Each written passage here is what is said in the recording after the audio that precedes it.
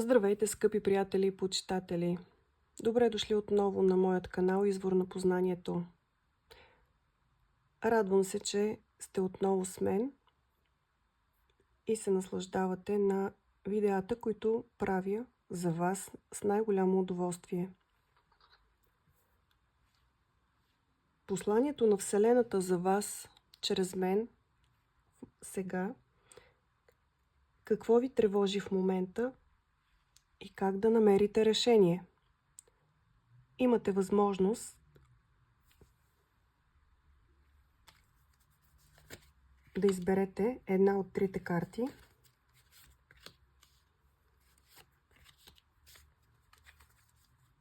Първото тесте ще даде отговор на въпроса какво ви тревожи в момента.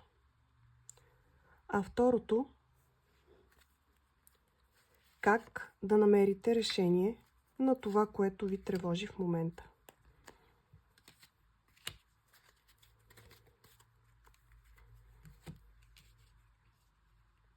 Имате възможност да изберете първи избор, втори избор, трети избор. И нека да видим избралите първата купчина карти. Какво ви тревожи в момента?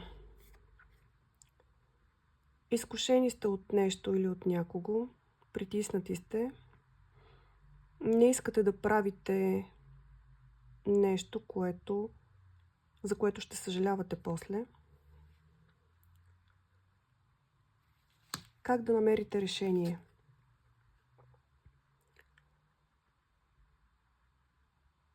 Чрез партньор до вас, много близък човек, който ви подкрепя. Споделете за това, което ви тревожи, и партньорът до вас ще ви помогне да се справите и да излезете от всяка ситуация, в която не искате да бъдете. Избралите втората купчина карти. Какво ви тревожи в момента? Намирате се на кръстопът и не знаете кое е най-правилното решение за вас. Притиснати сте от обстоятелствата.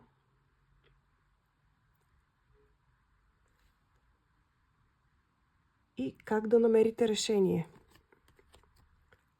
Като останете насаме с мислите си, пресеете всички плюсове и минуси, медитирайте, подсъзнанието ще ви подскаже как да излезете от ситуацията и кое решение е правилното за вас. Доверете се на вашата интуиция, не я подценявайте. Избралите третата купчина. Какво ви тревожи в момента?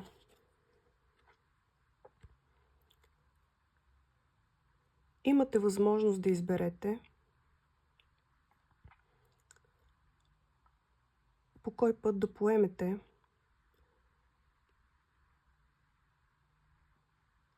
Не знаете коя врата да отворите, какво ви чака зад нея. Държите ключове от много врати, но коя ли е правилна за вас? Къде се крие това, което търсите? Как да намерите решение?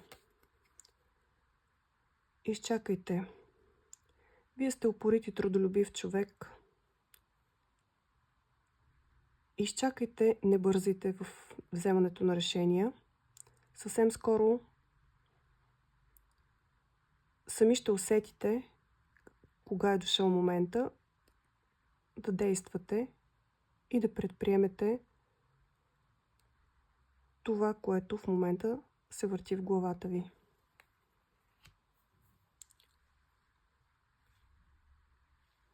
Благодаря ви, скъпи приятели. Ще се радвам на вашите коментари и обратна връзка. До скоро!